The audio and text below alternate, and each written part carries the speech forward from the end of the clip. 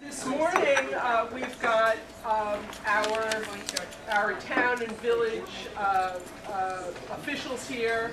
Before I introduce them, I'm just going to run through quickly some of the things that we're doing at the League. I want to give George Latimer a moment to speak about something, and then we will hear what's pressing in our communities and give you all an opportunity to ask questions.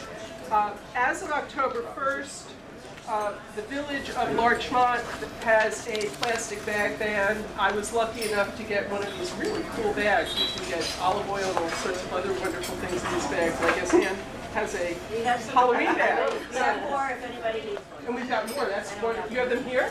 No, I don't have Oh, okay. All right, that's great. We're getting ready for our debate, which is next Wednesday at the Town of Mamaroneck courtroom. The doors open at 7 o'clock. The debate begins at 7:30. It will be aired live on LMC-TV. We have prepared questions. We reached out to our league email list, but we will also be taking questions from people who attend the event. So even though you can watch it on LMC, we're encouraging people to come. Our debates include District 7 seat for the county legislator. The candidates are Catherine Parker on the Democratic ticket, John Verney on the Republican ticket.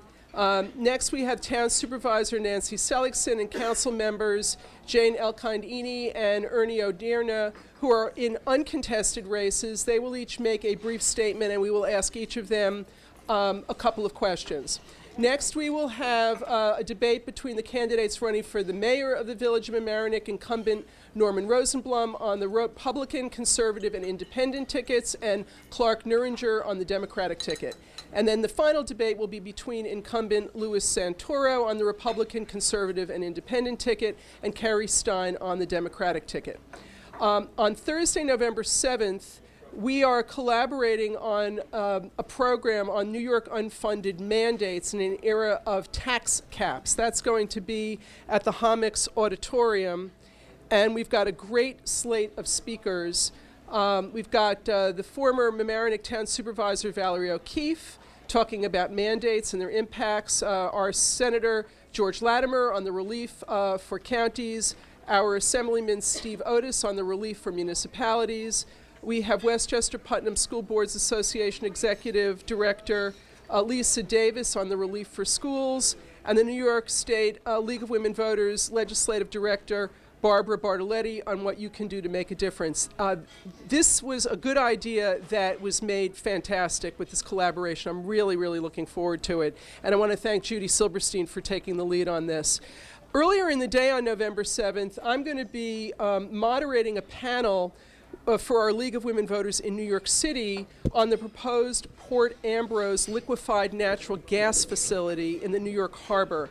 And my hope is that we're going to be able to get that taped and then show it on LMC-TV. You'll be able to watch it on demand. This is a very hot topic for those of us who are looking at the whole natural gas issue. This year we're encouraging our trick-or-treaters, and that includes all mommies and daddies, to make your outfits out of recycled material, and you'll get a certificate from the League of Women Voters, which, you know, you can't be beat.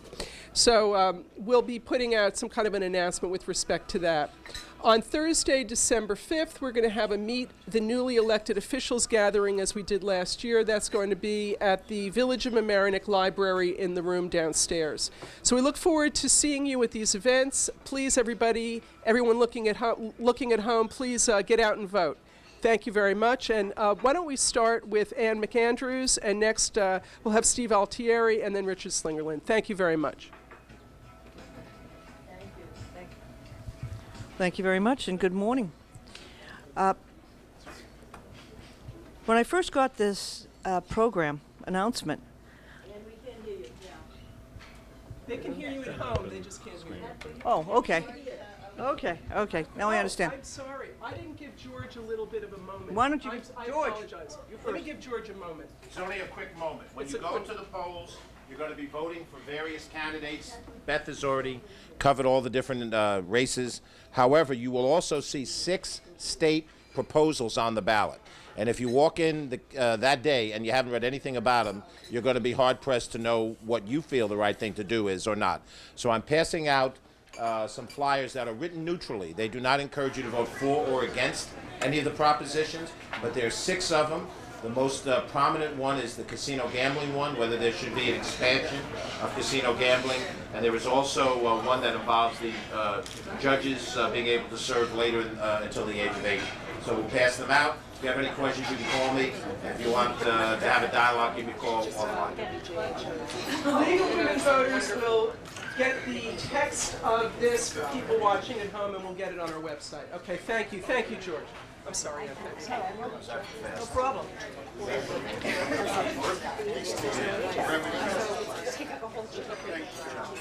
The first thing I noticed on the program was that there was one mayor and 2 professional administrators. And then I realized that there was a real reason for that, and that the top elected officials for the village of Mamaroneck and the town are running for election. So I am not until March, so therefore I'm here with my 2 professional colleagues. Someday soon, we hope that situation will change and that we'll be able to offer a professional administrator for the village of Larchmont. That's something that we are looking into very carefully. We've lined up a consultant who is very well known, especially to Steve, who will give the village in the next 4 months what we're calling a roadmap of how to go forward, especially since our village clerk has retired and she had been in office for over 30 years. So this is a terrific opportunity for the village, and you'll hear more about that later. I was given the following list: taxes, reval, infrastructure, parking, and housing. That's quite a lot to talk about. Yes, we do have a tax cap. Yes, we are under the 1.66 new tax cap. Yes, it's the most ridiculous law in the history of creation. And you'll probably be hearing more about that in the context of the unfunded mandates in the tax cap at the Homics on November 7th. The idea of having a percentage of the prior year's tax levy as a cap is inherently silly. And I think I can probably leave it at that. Let's get to reval. The village of Larchmont is entirely within the town of Mamaroneck. The town of Mamaroneck just had a reval. Where does that leave the separate assessing unit? That's a particular statutory word, individual assessing unit. Where does that leave the village of Larchmont and its tax rolls, which come out next spring? Very interesting question, and surprisingly complex. First of all, the town is on a calendar year. The village is on a fiscal year. So as far as getting everything into sync, you are inherently off by much more than 6 months as things develop. Should we simply accept the town's role? Should we continue as a separate assessing unit? Should we do our own reval? Should we take the information from the town reval and bring it up to date? Because the town's reval information is back in July 2012. And by the time we come up with our role, it would be almost 2 years later. All those are questions that you would think that there would be simple answers to, but in the nature of this business, they aren't simple. We're doing a very careful analysis, the village assessor, Dan Whittemore, and me, with the Office of Real Property Services, better known as ORPS. Appropriately named, ORPS. It's complicated. We are putting together a series of the answers to these questions, and we'll be presenting them to the Board of Trustees and then going forward through the spring.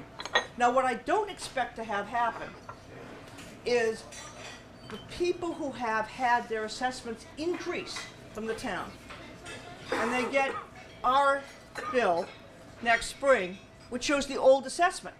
I don't expect them to call me and say, Ian, could you send us a new bill? It's not enough. Don't expect that. What we do expect is for people whose assessments went down in the town reassessment. Then through the appeals process. We are pretty sure that we're going to have a pretty good representation of those. I don't know how many of those are. So that's the situation with reval. It's fluid. We really don't have the answer yet. Infrastructure. Boy, have I got infrastructure stories to tell. First of all, obviously our streetscape along Palmer Avenue. You may know that we had a contractor, and you may not see him around anymore. And that's because we declared him in default. He simply wasn't doing the job. We are in negotiations, our attorneys are in negotiations with the surety company because the village did a very smart thing. It insisted, and the Department of Transportation insisted, on what is called a performance bond. In other words, there's an insurance policy out there guaranteeing that the job will be done at the price of the bid. Now, we're in negotiations with the surety company behind that performance bond as to exactly what that means and how soon we can get this project started again. This is very, very important for the village. It's very, very important for the business district and therefore for our merchants and our landlords. We want to do it right, and very simply, we want our business area to reflect the beauty and the attractiveness of the rest of Larchmont and the Mamaroneck area. Very simple. Timeline. There are enough attorneys in the room here who can who know the answer. We're working on it, and it's not fast, but it's going to be done right. Another major infrastructure, the very important part of the infrastructure of the village of Larchmont is something that has a lot to do with the history of Larchmont, and that's water. One of the major reasons why why the village of Larchmont was instituted was to supply water down to the areas that was developing in the village area, not only for obviously drinking water, but also for fire protection. And so the Larchmont Water Company was established privately back in the 1880s. And I think some of those pipes still exist. So we have a separate water company that the village then bought in about 1922 from the company that started it by damming up the Sheldrake River and producing a lake, a dam, and pumping stations, most of which now exist in the city of New Rochelle. Another complication, another story. What this means is that the village has had its own water company since 1922. Now, you may notice a couple of water tanks that kind of popped out of nowhere with the construction of the new Cambion building, the apartment buildings on the other side of the thruway. These exist in the town of Mamaroneck, outside of the village, of course, because that's where the water comes from, up there. They are in need of refurbishment, and so are the pumps. So through the spring of next year, you're going to be seeing some construction in that area, right next to where the new apartment building is going on. Our pumps and our tanks. Now, if that isn't bricks and mortar, I mean, you know, that's the real stuff. Okay. The other part of the story is water meters. Water meters are really important. We get water meters from the state and the Joint Water Works, our water coming in, and then we have our water going out through individual people's homes, and there's a little meter there. We all know it. Well, we've discovered a distinct difference between what we're being charged for and what we're being paid for. Beyond water breaks, beyond hydrant use. Remember, every time there's a fire, those hydrants, there's not a little cute little meter on that hydrant saying, you know, this is how much this water costs. So we are going to be improving our water meters, and it's going to be kind of neat because they're going to be electronically, the information can be electronically transferred from the meter to a truck going up and down the street. Very quickly done, boom, boom, boom, or being transmitted to a tower. Most probably it's going to be a truck. It's going to be several years in the making. It's going to take care of that difference we expect between the cost of the money coming in, the water coming in that we're paying for, and how much money we're getting from the users. So that's the major infrastructure, besides streets. Oh, street, you know, we have a consortium now, the street paving, along with New Rochelle. So how about consolidation of services, huh? It's called sharing of services rather than consolidation of government these days. That's really the way to go. So we're all buddies when it comes to many, many things. Parking.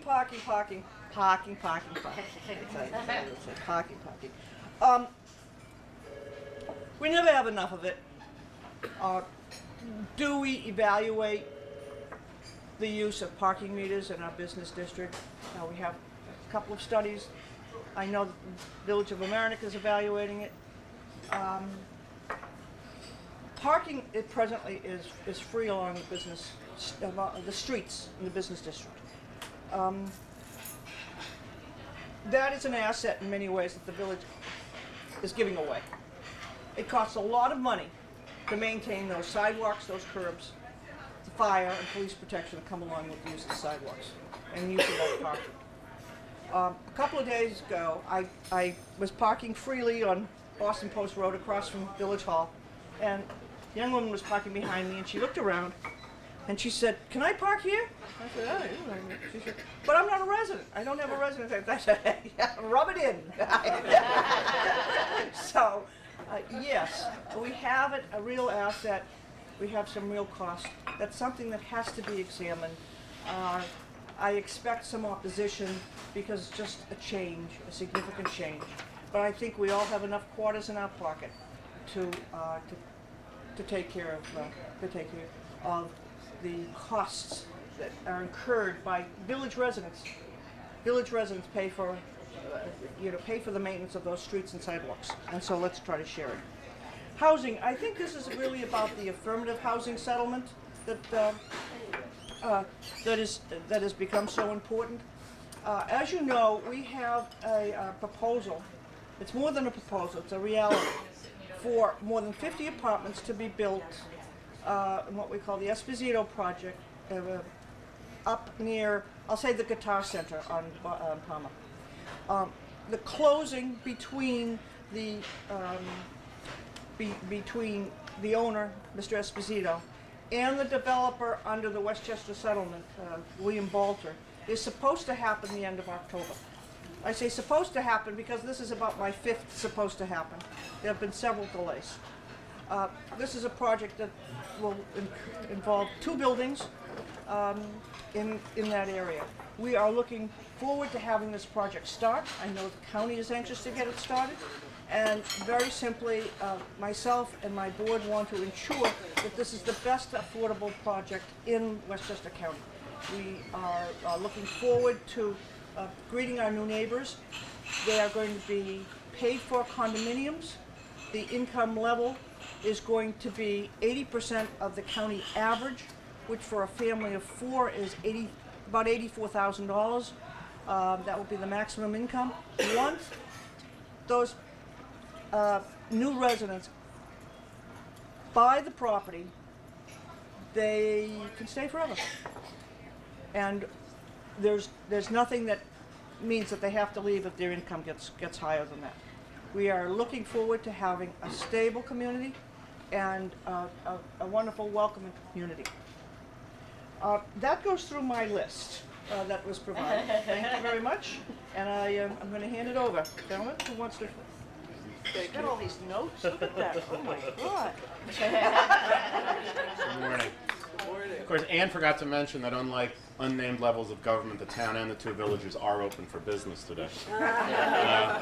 But one of the things that more of an issue for the town, probably than the 2 villages, is that the town operates the Section 8 housing voucher program for the entire town.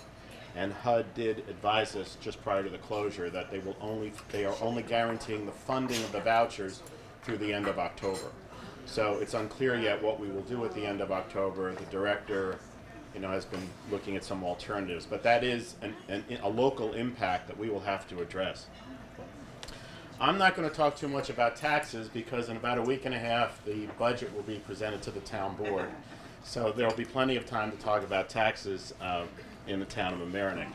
I do want to talk about housing, though, because from the town's perspective, it has been a front and center issue for a very long time. Now, most of you are aware that the town had the dubious distinction of being one of the 7 sinners in Westchester County. Some of us have called it the Magnificent Seven. You could call it what you will.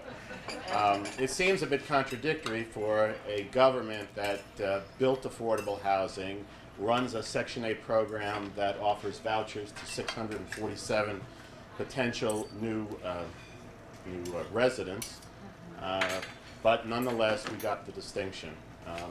The supervisor and myself and the town attorney did meet with the monitor about a month ago, made him aware of the fact that the town was in the midst of passing a new zoning code, an amendment to the zoning code rather. That amendment, which was adopted just 2 weeks ago, provides that in our service business and in our business zones, which is where we are right now, the Boston Post Road, and then down on Madison Avenue and Fifth Avenue and a portion of Myrtle Boulevard, you can now either construct solely commercial, solely residential, or a mixed use development, which is not all that unlike what's going on down at the Cambium right now, which after 6 or 7 years of review is finally in construction. We'll soon adopt a model housing ordinance that will establish a requirement that all new housing developments of 4 or more units will require 10% of those units to be affordable. The Cambium, which is being built now, even before all of this housing stuff started, the town board required that 10 of those units be in the affordable range as well. So we've actually been doing a lot of things. We are going to meet with the monitor again. I think what we're finding, without naming names, I think we're finding that the difference between exemplary and exclusionary is very, very small, and what some believe is exemplary is in some ways just as exclusionary as any other zoning code. We don't have much of a parking issue, so there's really not much to talk about with parking, fortunately. We have the railroad lot, and we have a little bit of commercial parking on Myrtle Boulevard. There is no parking on the Boston Post Road, so parking for us isn't much of an issue. Let's talk about infrastructure. Ann's talked about water. We have water issues too. The town of Mamaroneck, as most of you know, partners with the village of Mamaroneck and the town of Harrison to form the Westchester Joint Waterworks.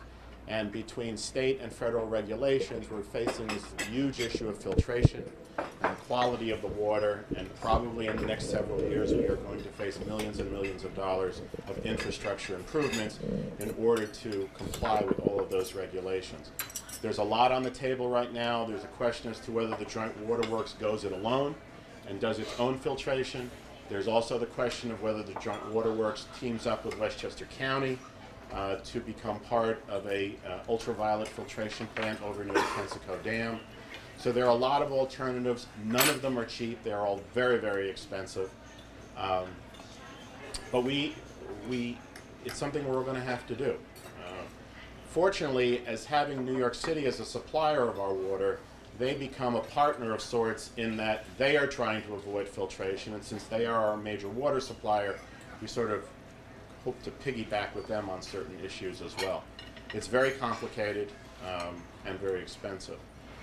As Ann mentioned, the town of Mamaroneck, the village of Mamaroneck, and the village of Larchmont, along with New Rochelle, Pelham Manor, bid out a joint road resurfacing contract this year. For the town of Mamaroneck, that actually netted us, it was initially a savings of $70,000. However, what we decided to do was, let's pave more roads. If anything is in critical need of repair right now, it's the infrastructure. The weather has just wreaked havoc on our roads over the last 5 to 6 years. So the town board made the decision, hey, we can surface some more roads here, so let's go ahead and do that. But I want to talk about some other infrastructure, and it's actually the start of rather an exciting type of project that we've never done in the town of Mamaroneck, and that's called an energy service contract. The supervisor and town board created the Town Sustainability Collaborative about a year ago, and one of the topics that came up was the energy efficiency of our major facilities, primarily the town center building, the ice rink, the town's firehouse, and our streetlights. and we became familiar with a form of improvement known as an energy service contract. The school district actually just awarded an energy service contract about a year ago for 4 of the school buildings. We just received proposals. Basically, the way it works is there is a proposed investment that the town will make in various energy efficiency programs, new lighting, new HVAC systems, new power generation, new lighting, I said that already, new boilers, it goes on and on. The company that does all of the construction and installation will guarantee a savings to the town. That savings will, in many cases, offset our investment cost and will also reduce our utility cost. The board received proposals just about a week or so ago. They're being reviewed by the town and its consultant. The plan is to award that contract probably in January or February. It's a rather long review process because of all of the details that are involved in such a project. The signature project will be the Hommocks Ice Rink, though. It's a facility that is in very large demand, both within the town of Mamaroneck and outside the town of Mamaroneck. And it's a facility that is completely self-sufficient. It actually makes money for the town. So what we are looking to do is completely change all of the ice-making equipment, the lighting, all of the infrastructure in order to make it more efficient and to make it more desirable. So that's most of what's going on in the town right now, clearly the most important things that are going on. And I'll turn it over to Rich. Thanks, Steve. Morning, everybody. As I'm sure you all know, there's a lot going on in the village of Mamaroneck. As we've said more than once, it's never a dull moment. But one of the biggest things we've got on the table that's been going on for decades, unfortunately will probably go on at least for another 5 to 10 years, but that's the project we're working on with the Army Corps of Engineers. We've been looking at a solution with them. Thankfully, they were not yet one of the departments that were shut down as part of the federal shutdown, so we were able to have our continuing discussion earlier this week. But as it stands now, we're looking at a project that's probably going to run between $60 and $100 million. So does that mean $60 and $100 million for the village of Mamaroneck to pay? No. We're going to have federal partners. We're going to have, so the federal government probably will pick up 50 to 60% of the cost, depending on the formula.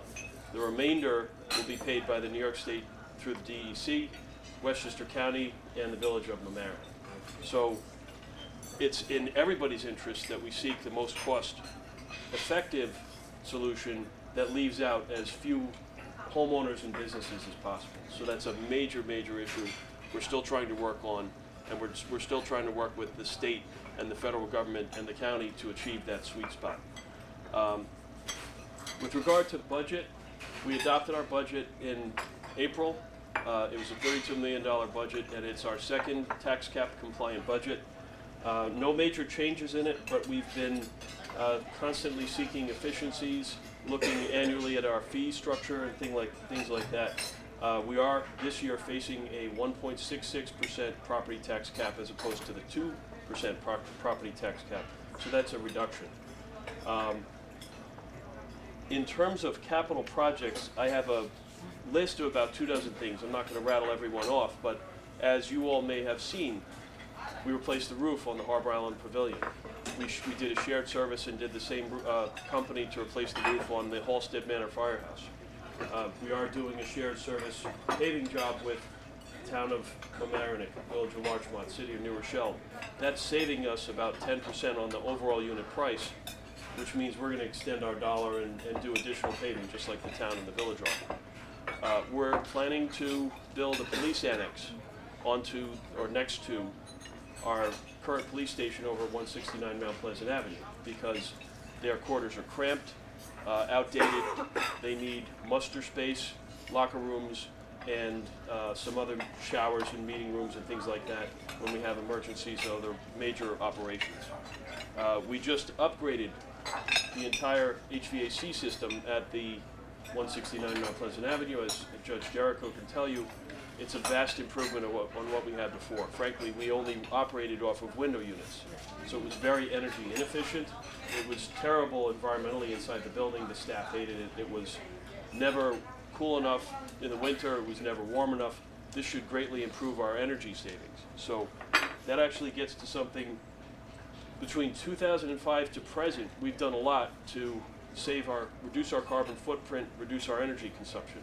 Right now, those numbers are estimated somewhere between 35 and 40%. We've done things like convert all our traffic lights to LEDs. That in and of itself saved us about 90% in our electricity consumption. We've done other things like oil to gas conversions in our firehouses and in a couple of our other buildings. That saves carbon footprint. We've done switchover of our Ford sedans for all of our parking enforcement officers to Toyota Prius vehicles.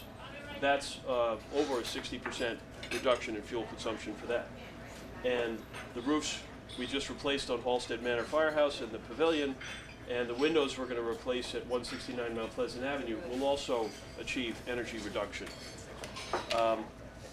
We've got a lot of other things going on. We are trying to achieve and close out everything from Hurricane Sandy. We're still doing repairs from that, most notably on our Parks garage. With the tidal surge we had down at Harbor Island Park of anywhere from 2 to 3 feet across the entire park, the Parks garage was submerged.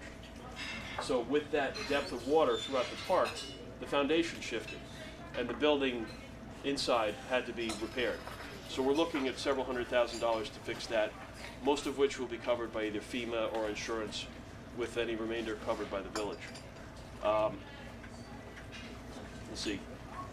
In terms of water, as Steve and Ann said, we're definitely looking at a major project in coordination with the Westchester Joint Waterworks, but it's also a regional issue. It affects White Plains and several other water districts going up through North White Plains to the Kensico Dam area. So we could all join in and piggyback off each other, which again achieves, through sharing, a more cost-effective solution for the water problem. Internally in the village, we're looking at, we received a violation from the EPA back in 2010. Since then, we've been doing investigation into the water problem around the village. We found, in our first phase, 5 different locations where sewage was leaking or had been leaking for quite a long time. Louder? Sorry, can everybody hear me? Okay. Excuse me. One of the biggest areas we discovered, or one of the greatest gallons of sewage that was released, was the one-day event that happened back in March of this year. Our contractors building the Jefferson Avenue Bridge struck a unidentified sewer pipe. It was not shown on the plans. It had not been identified in utility markouts, and they drove a sheet pile right through it. Since then, it was fixed, or it was capped in a day, and we had been on bypass since March. It's costing the village quite a bit, but it will be a matter that we're probably going to take to court over. So I don't want to discuss too much more about it. We did put it back in line and back in service last Friday, so that's done. Other sewer breaks we found was an old abandoned line off of Harmon Avenue, right on the town border. There was an old service line that had been capped, but the cap had worn and cracked, so we completely plugged it with concrete. That will stop leaking sewage. We found a broken line, or a worn out line, over on Otter Creek by Shore Acres Club. That was a great effort with Save the Sound, Catherine Desmond, and other volunteers through the village who helped us identify that location. The day it was brought to our attention, which was Monday, August 12th, we immediately took action on it and got it stopped and worked on the repair. And there's a couple other locations. We did find a couple other service lines, but the most amazing one was a house up on Union Avenue. We found a house that had no sewer connection at all to the street. There was no line. So the water was going out to the curb and just dribbling into our storm drain. So we did a dye test. We were waiting for everything to come through, and there was a 2-hour gap. And then all of a sudden the river turned green.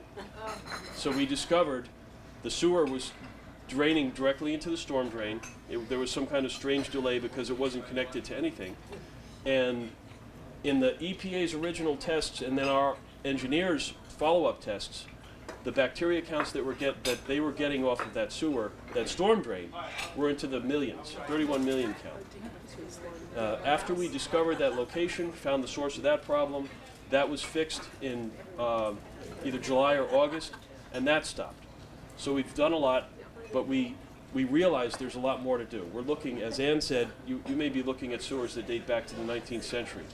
80 to 100-year-old sewers have cracks, leaks, breaks at the seam. When I started here in 2009, we had a major sewer problem up on Frank Avenue.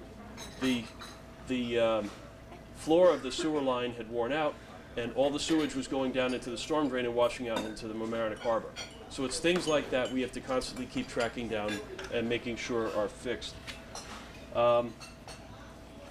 Moving ahead with regard to revaluation and assessments, now that the town has completed their revaluation, Town of Rye is already at full value. Town of Mamaroneck is now at full value and on the same cycle. We've been discussing with the New York State Office of ORPS, as Ann said, to coordinate how the village can adopt those roles. We are not at this time looking to discontinue as an assessing unit, so we'll adopt the numbers and then we'll need to do some review on our own. So realistically, for our own tax bills, we're probably looking at that impacting us sometime in 2015 with that tax bill. But it's going to be an 18-month process. So rich people don't need sure. to do anything. They'll just, at some point, you're going to adopt it. I don't need to just knock on the door and bug Bud because I want the town. Not yet. Not yet? Not yet. Okay. I liked the numbers. Thanks. I don't like the numbers. She's the one we're going to hear from. Wait a minute, I don't like In the 4 years, we're taking orders, you know. Yeah. A couple other major projects. We are scheduled. Realistically, I don't expect it to happen by December 1st, but we're scheduled and we're using every effort to finish it by this year to finish the Jefferson Avenue Bridge. So in the next 2 to 3 weeks, we are planning to have the panels delivered. We're talking 80-foot bridge panels. They're going to be staged on Jefferson Avenue right by the Hess station, and then 6 panels will be placed in order. And that's one of the things that crosses multiple levels. We've been coordinating on the Army Corps engineers' design with our builders and our engineers who designed the project. So we took out the center abutment, we widened and raised the elevation of the bridge, so that is going to establish a flood improvement on the river. So that's a big improvement. Again, it's scheduled for this fall. If we need to do some final completion of paving or sidewalks or curbs and things like that, that will have to take place in the spring when the construction season resumes. And then, of course, Barry Avenue and Boston Post Road, we put in a new storm drainage system down Barry Avenue. We put in nearly 40 new catch basins to replace ones up and down Boston Post Road that were collapsing or worn out or filled, a combination of a lot of different things. That will improve drainage up and down Boston Post Road. That will improve the water quality because we'll be able to capture the silt and other garbage and debris that gets washed into them. Was that a planned capital expense? Yes, yes. So if you actually look at some of the direction we're going with new catch basins, if you go down Spruce Street, we had a small location that was a big problem. The homeowner had experienced a lot of flooding and overflow into their property, which we're really surprised about because it's never been a problem before. What happened was people, we attribute it to certain people I'm not going to identify, but people were stuffing boxes from their lunches into the storm drains. Those were going into the joint of the storm drain, completely backing it up. Just a couple of styrofoam boxes would completely jam the storm drain. It was causing a flooding problem on the street. So what we've done is we've reduced the openings on the catch basin so the maximum size of the hole is about as big around as a silver dollar. And that keeps the cans and bottles and other debris, the cardboard and the newspapers. And even when Randy was on the board, we had an interesting comment made at one of our board meetings that people should not throw dog poop bags down the drain. And the response was, well, what do I do with them? And the answer is, You take them home and you throw them out in the garbage at home, or you drop them in a street garbage can. You don't want those washing down the storm drains, because that also attributes to our dirty water problem. With regard to parking, we've got a study going on in our downtown. We've hired Walker engineers to do a full analysis of our parking asset, what's available, and to see whether we need to build or expand parking in the downtown and for commuters.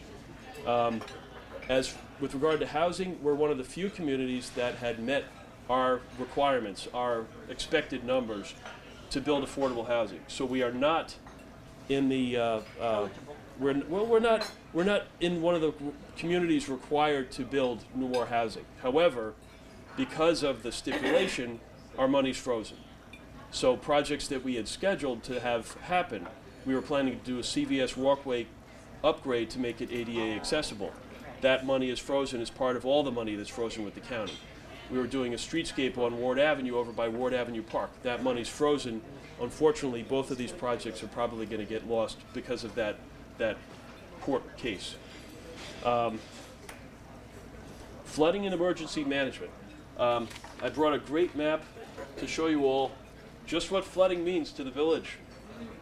If you see the pink areas, those are all the areas of the village that are subject to flooding. Now this is our current map, believe it or not. There is a new standard coming out called, they're going to have a new, I forget the term, but basically they're expanding, they call it a LMWA. It's an area of limited to moderate wave action, but what they're doing, if you look at the AE zone, which is green, so there's really not too much of it. I'm sorry, A zone is green, the AE is the pink, or the peach, and the VE zone is the blue. So there's very little land that's in the blue right now.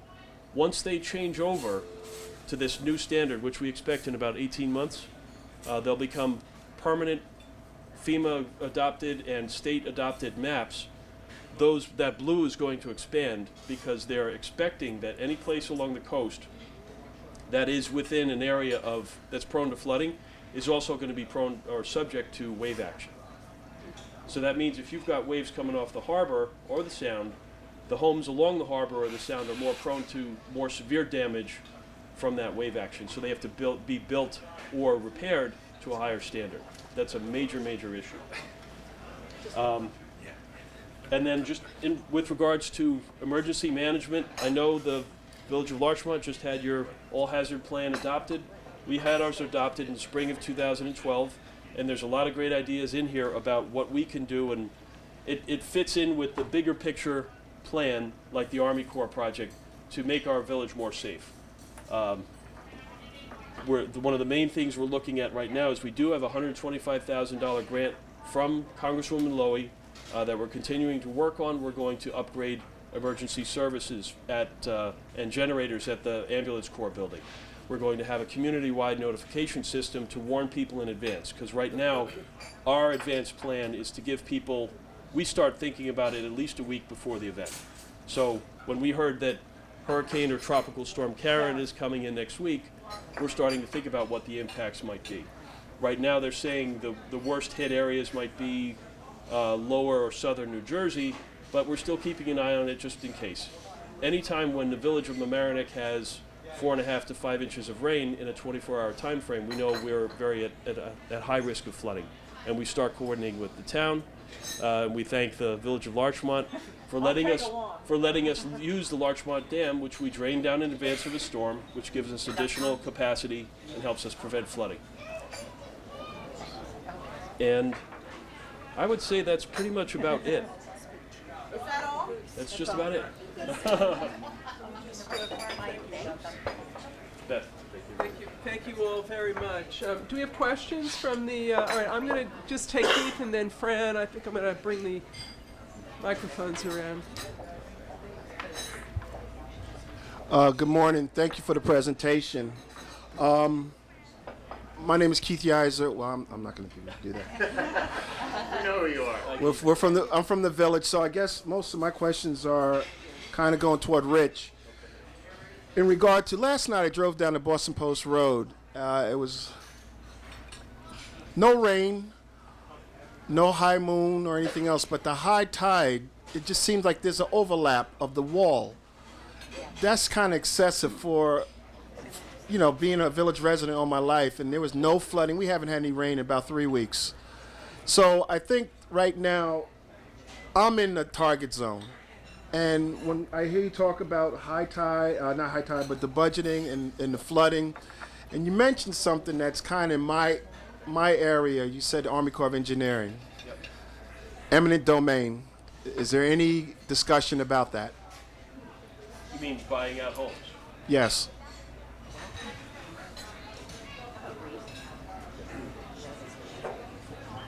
So Keith asked about if there's any plan for buying out homes. There's several different programs, a couple of which we're actually working on right now. The focus is to elevate or protect those homes that are existing. The problem with that is that if you look at our map, there's something that's called a floodway. To put it simply, it's where the path of the river would have been if this had been a natural river area. So all the people in the floodway, which is basically on the riverside of Howard Avenue, will not be eligible for grants to elevate their homes. So the best option is either a buyout, which is through a program called, there's several different programs functioning now at the state, but the other option is for us to move forward with the Army Corps project, and they'll benefit from that. But again, we're talking about a $60, $70, $80 million project. The village's cost for that, once it hits, is going to be between $7 and $15 million, depending on the formula. But are we planning to buy out homes at this time, or even as part of the Army Corps project? It's our hope not to.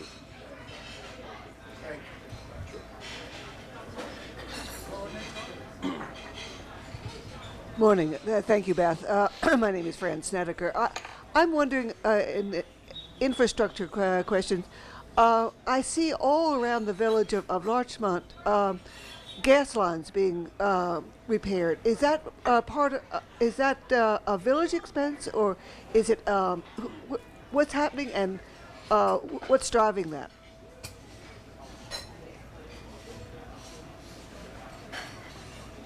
Those are Con Ed projects, and frankly, I'm happy to see them because they are upgrades of the natural gas lines. And natural gas can cause tremendous damage if it isn't treated right. So this is part of their overall improvements. We're going to see even more of them. What we try to do is have them do their projects before we pave those roads that we've been talking about. It's kind of nice. And also to have it in coordination with, if we're going to be tearing up sidewalks, let's say along Chatsworth and Palmer, we want to be sure that they're not tearing up the streets along Chatsworth at the same time. So we try to coordinate. It's not always easy, but this is a Con Ed project. I just want to tag on to Keith's question with a slightly different question. The harbor master said that he's noticed that the level of water has risen by about, 3 feet or 5 feet, I forget what number he said, as a regular occurrence. And that the stone wall, retaining walls around the harbor are all, a lot of them are at risk. Some of the footings have slipped and it needs a lot of work. What are the plans, if any, with the Army Corps of Engineers to fix those, or is that the village's responsibility? Is it federal responsibility? And can you raise the height of those walls if you do fix them? And I'm sure it's a fortune. Yeah. So, Carolyn, very good questions. With regard to how frequently we're seeing those walls get topped, it's anywhere from 3 to 6 times a year. And it's our expectation that, based on that experience, that it's really sea level rise. So we are seeing a regular experience that water gets into the park. You'll see it below Fenimore Road, where it's into the field. Sure. It's a rare occurrence, but it even gets up to Rushmore and Orienta Avenue. So it does hit that point when we have a very high tide, or if we get a heavy wind across the sound. So with regard to the walls, we do regular inspections of the walls in Harbor Island Park. But There are a few out by the outbuildings on the West Basin that are in need of serious repair. We're probably talking a couple $100,000. All of that's going to be subject to the cost of the village. So it's, yeah, we're responsible. You know, we sure. Keith? I'm sorry. I didn't mean Well, to- if you give the question and then repeat the question. Sure. It's in regard to that, because a couple of years ago they wanted to do a natural conservation project. So Yes. they eliminated the wall on Rushmore Avenue side of the West Basin. Correct. Now it seems to be more of a frequent overflow because they wanted to go with natural grass. Actually, the west side of that wall was totally Yeah, and eliminated. Sandy Yes. ripped out a lot of what they No, this is planted. before that. Yeah, no, I know, but And now there since seems to be an then. inordinate amount of flooding on it. Keith's question is, since we eliminated the wall on the West Basin or over on Rushmore side, has that increased the constancy of the flooding? The answer is no. No. I mean, honestly, you're going to get the flooding which we see up by Fenimore Road and Boston Post Road on a regular basis. So it's not just Rushmore, it's the entire park. So, and Catherine. Yes, this is built on that. First of all, I'm there every weekday morning. It's many more times in 3 to 6 Yes, years. much. It's more like once every 10 days. I see it. It's up there. The second thing is, I thought that from time to time, somebody dredged out the harbor and that made it better. In other words, they took out the silt in the harbor once every few years, and that lowered the sea level. Is that not true? Not at all. So Catherine's question is, or first comment is that it's happening as much as every 10 days to 14 days. So it may be hitting the top of the wall, but I'll double check with you. It's into the park. Yes. Okay, that's good to know. Thank you. So the next part of your question is, I'm sorry, Dredging the dredging the harbor. Is that any good? Dredging the harbor did not decrease the level of water in the harbor because it's the overall sea level. It relates to the level of the sea in Long Island Sound. So what it did was increase the depth below that top of the water.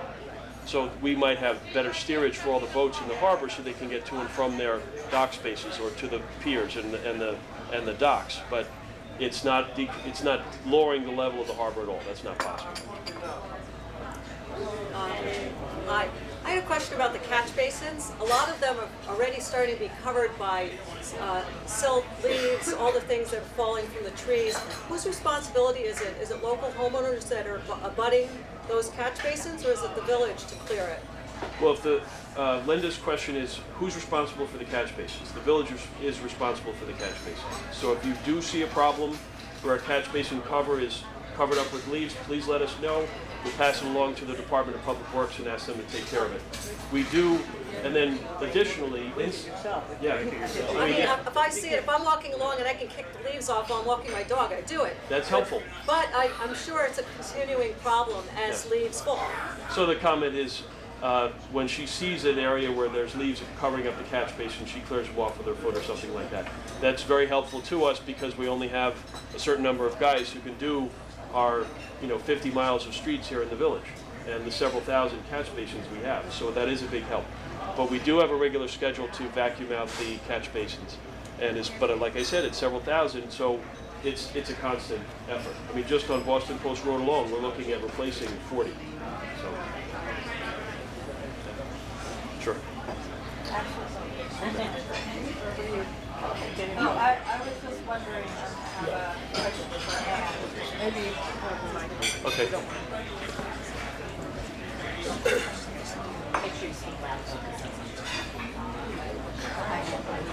this is a question regarding. I'm speaking as loud as I can. Okay.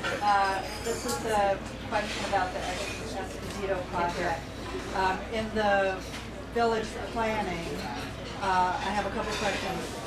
What sort of accommodations are being made in terms of traffic, because there'll be a lot of traffic coming in and out of that access road, and also thinking about the impact on the schools in terms of this influx of people. What sort of planning has been made to accommodate the large influx of children into the schools?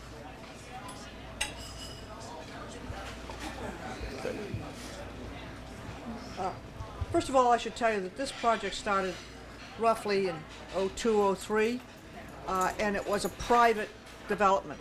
Mr. Esposito came in, and by the time it had gone through all the permitting, the economy went south, so that's why it wasn't completed on a private basis. During that site plan review by the village planning and zoning boards, these issues were very carefully examined. The traffic issue and the school, the number of children going into the school. There was a consultant paid for. Let's see, we got the consultant, as I understand the system. We got the consultant and the applicant paid for it to examine the school question. And many times the school-aged children question is really driven by the size of the apartments. I believe most of these are going to be 1 bedroom, some 2 bedroom, and very, very few 3 bedroom. The planning board was told that there was going to be very little impact to Chatsworth School. That's the major, that would be the school, the primary school for this place, for this 2 apartment buildings. So it was carefully examined. The planning board went ahead with the site plan. It's interesting that the question of traffic became complicated because the fire department wanted to be able to ensure that it had access in 2 directions, both obviously from the Palmer Avenue, but also from North Avenue. And North Avenue down behind the buildings and towards the site. This involved getting an easement from Metro North for where the fire apparatus was going to have to travel. Well, Metro North does not give easements very, very easily. As a matter of fact, never will seem to be the operational word. It eventually got a revocable easement, still not satisfactory. It then got a non-revocable easement to the point where Metro North is now going to sell the property to the developer. So we have guaranteed access for fire apparatus in the North Avenue area. Traffic in general was another issue that was very carefully examined during the site plan process. X number of cars per apartment. I think the Cambion is 1.6 or something like that through the process. But there's going to be a tiered parking area and some apartments over it. And will there be more cars? Yes. But it was analyzed, and it went through a very, very, very tough site plan review by our planning commission, and it took years for these issues to settle. So I have to have faith that the traffic reports that were developed and analyzed by our planning commission were adequate. Now, we are talking about over 50 apartments, so we're probably talking about at least more than 50 cars. But I haven't, at the tip of my tongue, know how many parking spaces are being established. But at least 1 per apartment, and I believe 1 plus. I just know that in order to get the project approved, there had to be at least 5 or 6 zoning variances. The zoning variances are interesting. Some of the zoning variances had to do with the height of the fence behind the property and I-95. You know, that's the zoning variances were really quite small. Most of the issues were planning, and they were planning for just what I told you before. The number of children that would impact the school district. This thing about fire apparatus access was very, very important. Exactly how it was being sited was very, very important. Access from Palmer Road. It went on and on and on. The file is voluminous. We put this, Mr. Esposito, through a lot in order to get what he wanted. And then, as I said, by the time that happened, the economy had gone. I'd be very happy to let you have access to the site plan and the file.